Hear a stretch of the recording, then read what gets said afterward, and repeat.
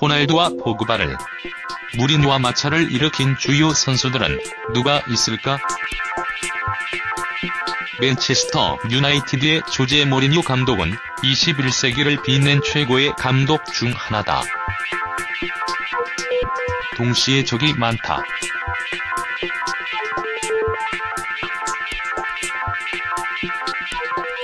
특히나 3년 차에 접어든 무리뉴는 구단 안팎의 잡음으로 힘든 시기를 보냈고 선수들과의 마찰 역시 정점을 찍었다.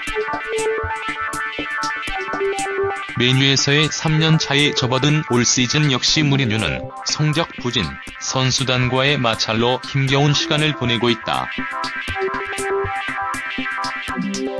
무리뉴가 다시 한번 선수들과의 마찰로 구설에 올랐다. 이번 주인공은 폴 포그바다.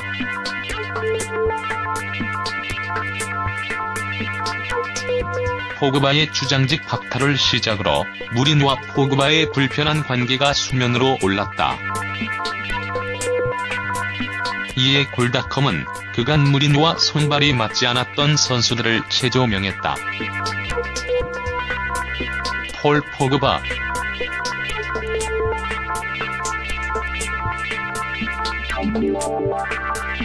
프랑스 대표팀 일원으로 나선 러시아 월드컵에서 우승 트로피와 준수한 활약을 펼쳤던 포그바, 새 시즌 그 기세가 이어질 것으로 기대를 모았지만 무리뉴 감독과의 때 아닌 신경전으로 비교적 순탄치 못한 시즌을 치르고 있는 포그바다. 최근에는 팀의 주장단에서 배제되는 등 여러모로 홍역을 치르고 있는 포그바는 설상가상 메뉴 훈련 도중 무리뉴와 기묘한 신경전을 이어가는 모습을 보여주며 메뉴를 떠나 바르셀로나와 유벤투스를 포함한 여러 이적설에 이름을 올린 상태다.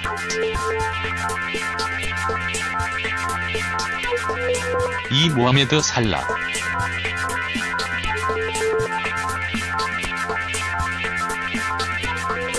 첼시에서는 기대 이하였지만 피오렌티나와 로마를 거쳐 리버풀에 입성한 이후 살라는 명실상부 정상급 윙어로 성장했다. 최근 열린 피파 더 베스트 풋볼 어워즈에서도 당당히 3위를 차지하며 전성시대를 이어가고 있는 살라지만 그에게 첼시 시절은 고난의 연속이었다. 첼시 시절 살라는 리그 13경기를 소화하는 데 그쳤고 무리뉴 감독은 살라를 효율적으로 사용하지 못했다. 3. 로멜루 루카쿠.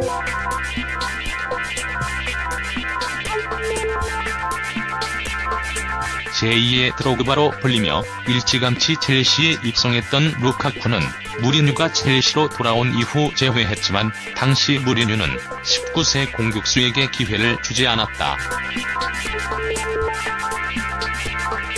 루카쿠는 무리뉴의 품을 떠난 에버턴에서 기량을 만개했고 공교롭게도 2017년 여름 맨유로 이적하며 무리뉴와 재회했다. 4. 케빈 데 브라이너.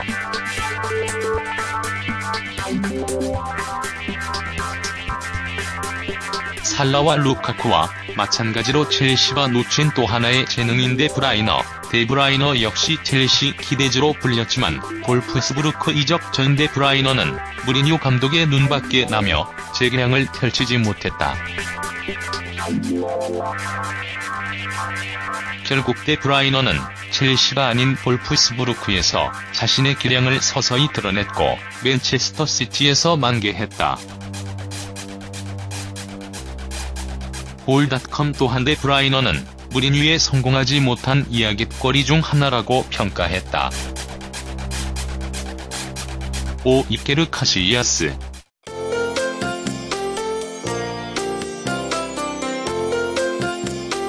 무리뉴의 레알 마드리드 시절은 성공도 실패도 아니었다. 프리메라리가 우승과 이전 시즌까지만 하더라도 16강이 한계였던 UEFA 챔피언스리그 최다 우승팀 레알 마드리드를 준결승 무대까지 진출시킨 점은 고무적이지만 막판이 좋지 않았다.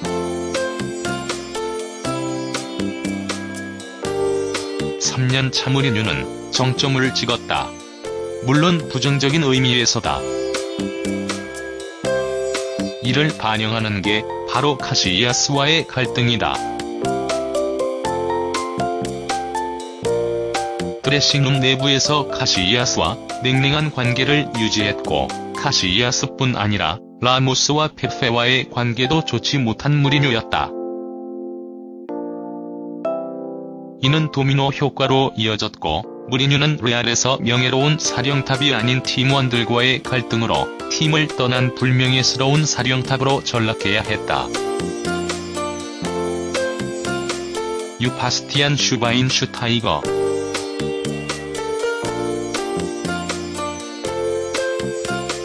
바이에른 뮌헨 시절 의사였던 판할 감독의 부름을 받고 메뉴에 입단했던 슈바인슈타이거. 무리뉴가 지휘봉을 잡은 이후에는 눈에 띌 만큼 출전 시간이 줄어들었고 급기야 메뉴 23세 이하 팀에서 뛰게 되는 굴욕을 맛봐야 했다.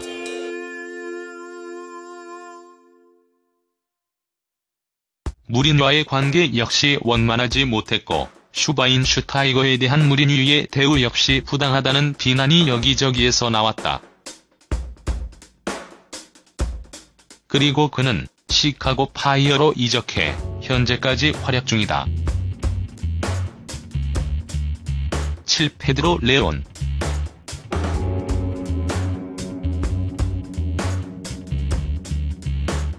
레알 입단 당시만 하더라도 레온은 스페인을 빛낼 기대주였다. 그러나 무리뉴가 부임한 이후 눈에 띄게 출전 시간이 줄어들었고 자신은 무리뉴로부터 제대로 된 대우를 받지 못했다는 비판의 목소리와 함께 그는 헤타페로 재이적했다. 8. 크리스티아노 호날두.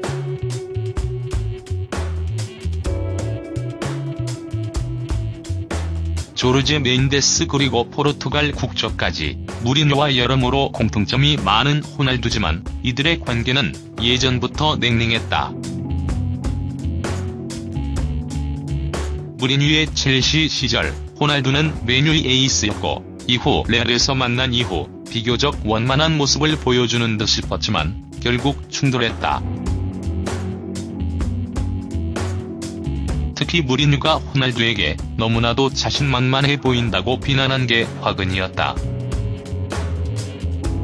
이를 의식하듯 무리뉴는 이후 바비 록슨의 일대기를 다루는 다큐멘터리에서 로날도 중 최고는 호나우두 나자리오다라고 답했다. 9. 후안 마타.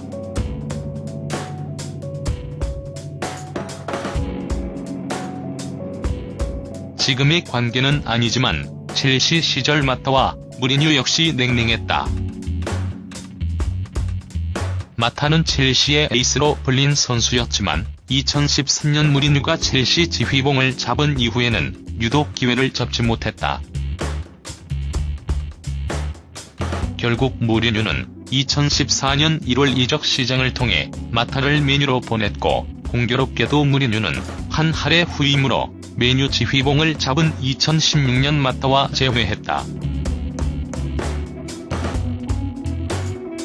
이후 마타는 무리뉴의 중용을 받았지만 첼시 시절 무리뉴와 마타의 불편한 관계는 익히 알려진 사실이다.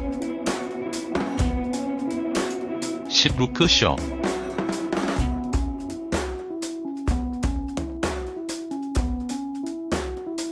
지금은 아니지만 한때 무리뉴와 쇼의 관계도 냉랭했다.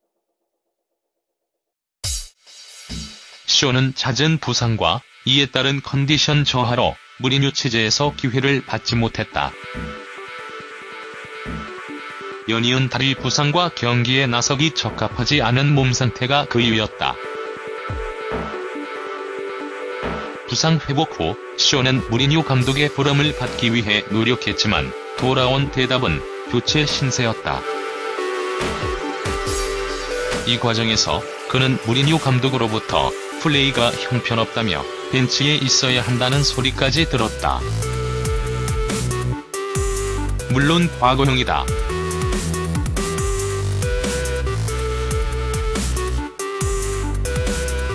10일 히카르도 콰레스마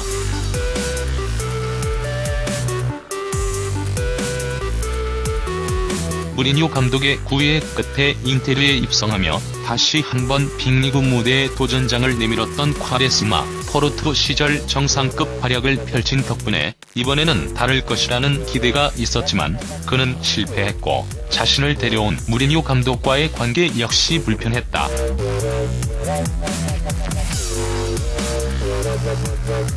이를 인지하듯 콰레스마는 인테르에 합류한 게 가장 큰 후회였다.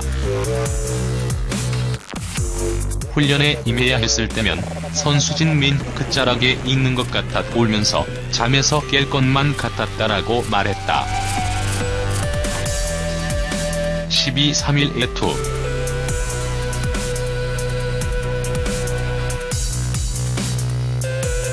에투는 오늘날의 무리뉴를 정상급 사령탑으로 이끈 주역 중 하나다. 2010분의 2009 시즌 인테르에서 무리뉴와 최고의 호흡을 보여주며 팀의 트래블 우승을 이끌었지만 첼시에서 무리뉴와의 재회는 결국 악수가 됐다. 무리뉴의 발언이 문제였다.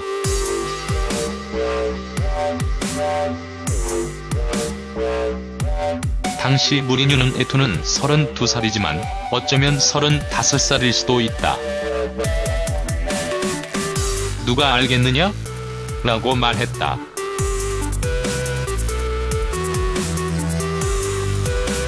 섣부른 농담에 에투는 허리를 붙잡는 골 세레머니로 이에 응했다.